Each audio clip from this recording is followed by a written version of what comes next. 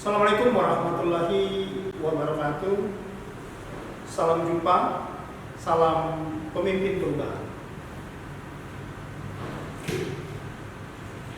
Hari ini saudara-saudara berjumpa dengan saya, nama Parlindungan Silitonga, Widya Iswara ahli pada PT Diklat BKP SDM Kota Lubuk Linggau. Saudara-saudara yang berbahagia, hari ini kita sama-sama berbagi dengan mata pelatihan berpikir kreatif dalam pelayanan. Saudara-saudara pemimpin perubahan, dalam mata pelatihan ini nanti kita sama-sama akan mendalami proses berpikir kreatif untuk menimbulkan atau untuk melahirkan sebuah inovasi terhadap pelayanan publik. Saya bersyukur sekali bisa ketemu saudara-saudara karena saya berhadapan dengan pemimpin-pemimpin perubahan, pemimpin-pemimpin masa depan. Yang kebenaran saat ini saudara-saudara masih di masa depan. Bukan tidak mungkin nanti saudara akan mencapai titik paling tinggi dalam karir sebagai PNS ataupun ASN. Saudara-saudara yang berbahagia, dalam pembelajaran atau pelatihan ini kita akan secara klasikal jumlah jam pelajarannya 18 jam pelajaran. Tentu saja karena ini melalui pembelajaran daring, kita tidak bisa bertemu secara langsung, tetapi akumulasi dari pembelajaran itu adalah 18 jam pelajaran. Saudara-saudara yang berbahagia, mata pelatihan ini akan membekali saudara-saudara sekalian untuk memiliki kemampuan berpikir kreatif dan menerapkannya dalam pelayanan publik. Tentu saja nantinya akan dalam pemikiran kreatif itu akan menimbulkan inovasi dalam pelayanan. Melalui pembelajaran ini nanti akan saya jelaskan konsep atau konsepsi dari berpikir kreatif, teknik berpikir kreatif, dan inovasi. Inovasi apa yang akan dapat kita lakukan nanti dalam pelayanan publik sesuai dengan tugas dan fungsi saudara-saudara sekalian sebagai pemimpin dalam hal ini eselon 4. Kalau pelatihan kita adalah PKP, pelatihan kepemimpinan pelayanan. Apa hasil belajar yang saudara akan dapatkan nantinya? Tentu saja setelah mengikuti pembelajaran ini atau pelatihan ini, saudara akan diharapkan mampu berpikir kreatif dan menghasilkan rancangan strategi inovasi dalam pelayanan publik pada organisasi atau instansi saudara-saudara masing-masing. Baik, saya akan menjelaskan konsep atau konsepsi dari berpikir kreatif. Itu ada dua suku kata, yaitu berpikir dan kreatif. Dalam etimologi, berpikir adalah manipulasi mental terhadap input ataupun masukan dari panca indera, untuk merumuskan pemikiran-pemikiran dengan mempertimbangkan pemberian alasan ataupun penilaian terhadap masukan dari panca indera tersebut. Selanjutnya adalah kreatif. Kreatif ini adalah kemampuan manusia untuk menghasilkan sesuatu yang baru dalam memecahkan suatu permasalahan. Dalam hal ini tentu saja saudara-saudara sekalian di organisasi masing-masing. Ada beberapa ciri kreativitas. Kreativitas mempunyai ciri, karakter dari kreativitas itu. Antara lain adalah biasanya belum pernah ada kreativitas. Pasti dia segar, menarik, indah, eye-catching. tentu lebih berguna, lebih enak, lebih praktis, lebih baik, dan tentu saja lebih mudah. Itu adalah ciri-cirinya. Selanjutnya ada ciri-ciri lain, yaitu merupakan terobosan baru, hal-hal yang mengejutkan, penemuan baru lah, gitu ya, yang melatar belakangi apa itu kreativitas. Ada beberapa ciri, antara lain yang saya sebutkan tadi. Baik, selanjutnya adalah berpikir kreatif untuk menghasilkan metode baru atau konsep-konsep baru atau pengertian-pengertian baru dan penemuan baru ataupun hasil karya baru. Ini akan amat berguna bagi organisasi saudara ya, karena organisasi itu akan tentu saja dinamis dengan pegawai ataupun anggota dari organisasi itu mempunyai pemikiran kreatif, mempunyai penemuan-penemuan baru, ide-ide baru, tentu saja akan lebih efektif, lebih efisien dalam penggunaan, baik pun itu sumber daya manusianya, sumber daya dana, sumber dana maksud saya, biaya maupun penggunaan fasilitas-fasilitas tentu saja akan menjadi lebih efektif dan efisien. Baik, selanjutnya ada beberapa syarat untuk berpikir kreatif. Menurut para ahli ya ada 3 paling tidak ya syarat dalam berpikir kreatif itu. Yang pertama, kreativitas melibatkan respon atau gagasan-gagasan baru. Ini adalah syarat dari pemikiran kreatif. Kedua, tentu saja pemikiran kreatif itu akan memecahkan persoalan secara realistis, yang masuk akal, yang jelas dari pemikiran kreatif.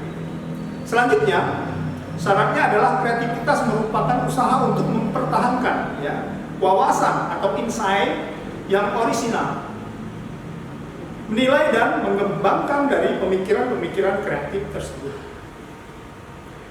Saudara-saudara sekalian, nanti saya jelaskan setelah pemikiran kreatif, kalau tidak diimplementasikan, tentu saja pemikiran itu tidak berguna nantinya. Ya. Dalam pemikiran, kalau diimplementasikan, baru pemikiran itu dapat digunakan. Tentu saja bagi organisasi tempat saudara-saudara sekalian bekerja. Oke, selanjutnya adalah tentang kreativitas ini. Saudara mungkin ya, pernah mendengar, pernah melihat, mendengar misalnya orang-orang yang kreativitas suatu daerah atau tempat-tempat atau kota-kota kreativitas. Ya, ini adalah nanti antara mitos dan kenyataan. Seperti di Bandung, masyarakatnya kreativitas, baik itu dari segi makanan, dari segi pakaian, dari segi hasil-hasil kreativitas tentu banyak. Bali, ya, di Sulawesi dan lain sebagainya. Ini menimbulkan mitos, ya, mitos bahwa kreativitas itu merupakan sesuatu yang langka, yang hanya dimiliki oleh daerah atau masyarakat tertentu. Ini mitos. Tapi kenyataannya sebenarnya setiap orang itu bisa kreatif, ya, karena bisa mempunyai pemikiran, hayalan, visioner untuk menghasilkan suatu produk ataupun suatu gagasan. Ada mitos selanjutnya adalah biasanya orang-orang yang kreatif itu ber-IQ tinggi. Padahal dalam kenyataan ya, kreativitas itu dihasilkan dari dua sisi otak, ya, antara otak kiri dan otak kanan. Ya. Itu baru contoh tentang mitos dan kenyataan. Saudara mungkin lihat di lingkungan saudara atau anak saudara atau saudara-saudara ponakan-ponakan yang memiliki kreativitas biasanya lebih dinamis. Mungkin ada benarnya memiliki IQ yang lebih tinggi karena dia mempunyai tingkat daya hayal yang lebih luas. Selanjutnya ada lagi mitos misalnya kreativitas itu tidak dapat dipelajari. Padahal kreativitas itu dapat dipelajari. Kreativitas adalah suatu yang misterius. Padahal kreativitas itu bisa dipahami, ya, baik pun dari proses, dari melahirkan maupun mengaplikasikan dari kreativitas itu dapat dipelajari secara ilmiah misalnya. Ya, ini contoh tentang mitos dan kenyataan dari kreativitas. Baik, selanjutnya mengapa berpikir kreatif itu penting? Untuk apa? Kalau bahasa kita, untuk apa pula? Ya, berpikir kreatif itu. Seberapa penting? Saudara-saudara sekalian, dalam proses berpikir kreatif akan membuka alternatif dalam mencari solusi. Dia untuk menyelesaikan suatu permasalahan tentu diperlukan proses berpikir kreatif. Di sini akan ada alternatif. Ya, ada beberapa alternatif ini dilahirkan dari proses berpikir kreatif tersebut. Ini pentingnya ya, orang yang memiliki pemikiran yang kreatif. Berpikir kreatif akan mudah atau memudahkan untuk melihat dan bahkan menciptakan peluang-peluang keberhasilan. Ini ya, seberapa penting dari proses berpikir kreatif itu. Berpikir kreatif tentu saja akan memikirkan atau menciptakan banyak peluang, banyak pemikiran-pemikiran yang kalau akan nanti diterapkan menjadi suatu inovasi-inovasi. Saudara-saudara sekalian, lihat ya, zaman sekarang sudah banyak inovasi-inovasi yang lahir, ya, baik dari dalam negeri, lokal, ataupun dari mancanegara misalnya. Kita contohkan misalnya telepon seluler. Ya. Dalam telepon seluler itu semua bisa di situ, saudara-saudara sekalian. Apa saja bisa. Masak, ya, tinggal cari ya, bumbu apa, masak apa, dan lain sebagainya. Saudara sekalian, ya, kita bisa mengamati atau kita bisa melihat ya, ciri-ciri orang yang kreatif. Orang kreatif biasanya melihat suatu persoalan bukan suatu hambatan. Bagi dia adalah persoalan itu adalah suatu tantangan bagi dirinya. Orang kreatif akan memikirkan alternatif solusi ya, yang tidak dilakukan secara general atau secara umum. Orang kreatif akan selalu melakukan hal-hal yang baru, ya. Tidak takut dicemooh, tidak takut dikucilkan atau tidak takut di underestimate dari orang lain, karena biasanya ide-ide gila itu, ide-ide kreatif itu, ide-ide inovasi itu awalnya tentu saja dicemooh. Seperti misalnya pesawat terbang, seperti misalnya lampu listrik yang kita gunakan sekarang, dan lain sebagainya. Ciri orang kreatif, orangnya tidak cepat puas terhadap hasil yang diperoleh, dan menganggap kegagalan itu mentoleransi suatu kegagalan, tidak frustasi, tidak stagnan, tapi dia terus melakukan hasil karena merasa dirinya tidak puas. Kenapa ini tidak bisa? Nah, ini adalah ciri-ciri orang yang kreatif. Orang kreatif memikirkan alternatif dalam suatu kondisi, suatu keadaan. Ini adalah antara lain ciri-ciri orang yang kreatif. Banyak lagi ciri-ciri orang kreatif yang lain. Tahapan dalam proses kreatif itu.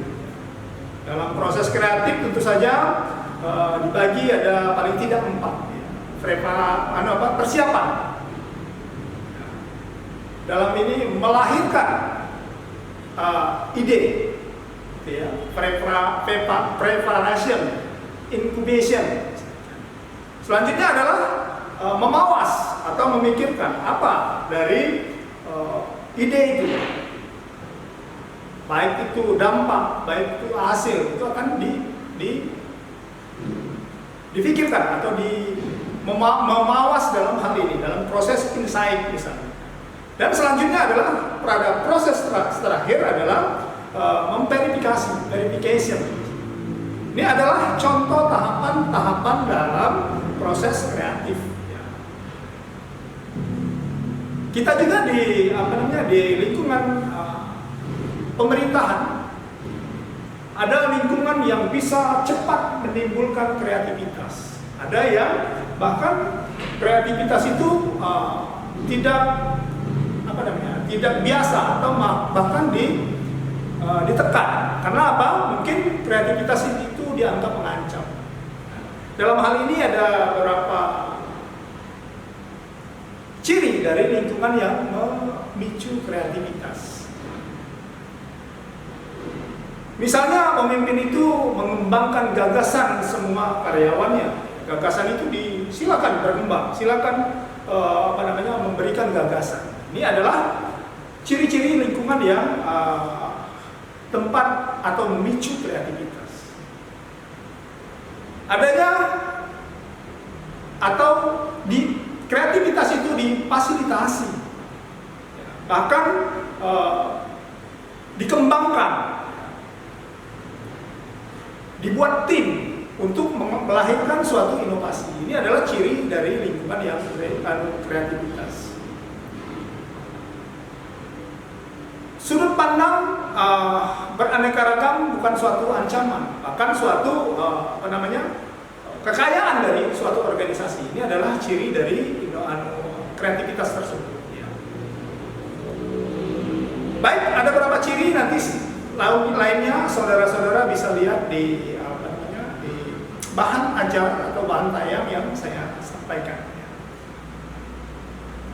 Lalu setiap kreativitas itu tidak lancar tentu saja ada hambatan. Dalam hal ini adalah hambatan-hambatan yang menghambat suatu kreativitas itu muncul. Misalnya adalah kebiasaan. Orang sudah biasa misalnya menggunakan pakai kertas. Sekarang pakai apa? Tanda tangan misalnya sudah biasa pakai tanda tangan basah. Itu saya contohkan. Atau membuat KTP biasanya ketemu langsung, tiba-tiba tidak ketemu. Itu adalah kebiasaan yang menghambat suatu kreativitas. Ya, kenapa? Selama ini kan seperti ini biasanya. Orangnya harus dipoto langsung, orangnya harus bertatap muka langsung, harus diwawancara langsung. Nah, ini kebiasaan yang menghambat kreativitas. Juga waktu atau banyaknya masalah itu adalah hambatan. Ada lagi takut akan gagal. Ya. Baik, saudara-saudara, ada dua jenis cara berpikir, yaitu berpikir kritis dan berpikir kreatif. Ini adalah perbedaannya antara berpikir kritis biasanya didasari atau dilatar belakangi dengan pemikiran dominan otak kiri, kreatif dominan otak kanan. Misalnya analitis pada berpikir kritis, pada berpikir kreatif dia generatif. Pada berpikir kritis dia terpusat, convergent. Sementara pada berpikir kreatif dia divergent, bercabang-cabang dan lain sebagainya. Ada vertikal, lateral dan banyak. Silakan saudara nanti lihat di bahan tayang yang telah saya sampaikan. Oke, teknik berpikir kreatif ada bermacam-macam. Misalnya innovation shopping atau belanja inovasi dengan pertanyaan Osborne, mind mapping, brainstorming dan lain sebagainya.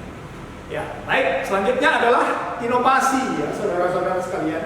Dari pemikiran kreatif itu akan melahirkan sebuah hasil atau inovasi.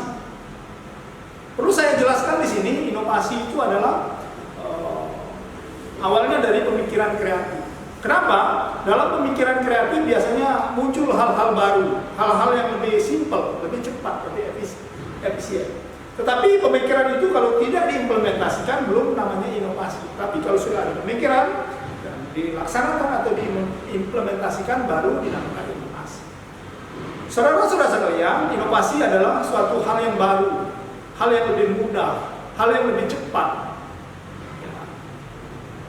Dalam hal ini ya, belum tentu saja hal yang baru itu memang hasil dari pemikiran orang atau personal tertentu. Bisa saja dia mengambil atau mengadop. Ya, seperti saya sampaikan di sebelumnya adalah teknik-teknik, misalnya innovation shopping dan lain sebagainya. Dalam inovasi ada teori, misalnya dengan Scamper, ya. Dengan teori Scamper. Ada ATM, misalnya amati, tiru, modifikasi. Ada dengan bahasa Jawa, niteni, nirokke, nambahi. Ya. Scamper tadi bahasa Inggris misalnya. Dengan mengganti, substitut misalnya, dengan mengkombinasikan, combine, dengan mengadaptasikan sesuatu yang ada di daerah lain dengan adopt, ya. Atau adaptasi dan adopsi, atau dengan modifikasi, modify, atau dengan put to another use, misalnya menggunakan atau mengambil sebagian untuk digunakan, misalnya, atau mengeliminate dan mengulang, misalnya reverse, dengan teori apa? Hal-hal yang diulang-ulang, yang biasa di tempat lain cuma sekali, di kita diulang-ulang karena itu adalah suatu inovasi. Ya. Caranya dengan apa? Misalnya dengan hal-hal yang baru, dengan pemikiran kreatif yang ada pada sumber daya yang dimiliki organisasi. Ya, tipe-tipe inovasi. Ada inovasi produk. Ada inovasi konsep, ada inovasi struktur organisasi, ada inovasi metode, inovasi SDM, inovasi hubungan, inovasi teknologi, dan inovasi proses. Saya contohkan di sini misalnya inovasi produk, inovasi konsep, atau inovasi struktur. Ya. Banyak kita lihat atau kita dengar, misalnya kan inovasi sumber daya manusia, dengan menggunakan sedikit manusia misalkan, atau dengan inovasi proses, dengan memendekkan proses, ya, dengan proses satu pintu misalnya, dan lain sebagainya. Inovasi teknologi dengan menggunakan IT dan lain sebagainya, atau inovasi struktur organisasi, ya, dengan mengefektifkan organisasi, misalnya, memperkecil organisasi tersebut dan lain sebagainya. Ya, kriteria inovasi. Kriteria inovasi yaitu adalah tentu saja pertama misalnya adalah tentang kebaharuan, baru, belum ada, belum pernah digunakan misalnya di organisasi. Kriteria selanjutnya adalah manfaat. Untuk apa kita melakukan sebuah hal yang baru tapi tidak manfaatnya kurang maksimal misalnya. Solutif, ya, berkesinambungan, sustainable, dan bisa digunakan, misalnya, bisa diaplikasikan dengan sistem yang lain. Tipe inovasi misalnya inovasi peningkatan. Contohnya di mobil Toyota Kijang, misalnya. Dari Kijang Badak, Kijang Super, Kijang Kapsul, dan sampai dengan Innova. Ini adalah inovasi, ya, inovasi yang terus ditingkatkan. Ada inovasi yang tipenya radikal, yang namanya yang tiba-tiba, atau yang pemikirannya besar, hal yang contohnya orang bisa terbang. Selama ini dengan pesawat terbang, tapi mesin jetnya dibawa di punggungnya, ya, di punggungnya, sehingga dia bisa terbang seperti pesawat terbang. Ini adalah tipe-tipe inovasi. Banyak lagi ada tipe inovasi. Baik, manfaat inovasi di sektor publik. Saudara sekalian, pada sektor publik, inovasi itu tentu saja harus bermanfaat. Ya. Misalnya mengejar ketertinggalan organisasi, meningkatkan kualitas SDM, efisiensi biaya, efektivitas organisasi, dan meningkatkan produktivitas organisasi. Ya. ada hambatan inovasi, silakan saudara baca nanti atau saudara lihat ada modul. Saudara-saudara sekalian, saya rasa dengan keterbatasan waktu ini saja yang saya dapat sampaikan. Nanti saudara bisa membaca atau mengambil atau melihat di modul bahan tayang ataupun bahan ajar yang telah saya sampaikan. Saya rasa itu saja ya. Dari proses berpikir kreatif akan melahirkan inovasi. Dalam hal ini tentu saja kita di pelayan publik atau di struktur pemerintahan, inovasinya berkenaan dengan pelayanan terhadap publik. Saya sangat bangga bisa ketemu dengan para pemimpin perubahan ini. Tentu saja saudara akan melahirkan suatu pemikiran, ide kreatif, bahkan inovasi-inovasi yang baru yang dapat digunakan pada organisasi yang saudara pimpin nanti. Itu saja besar harapan saya, kita sama-sama dapat menjadi aparatur pemerintahan yang melakukan pelayanan dengan maksimal, dengan lebih murah, lebih cepat, lebih efisien. Saya akhiri, billahi taufiq wal hidayah. Wassalamualaikum warahmatullahi wabarakatuh. Salam pemimpin perubahan.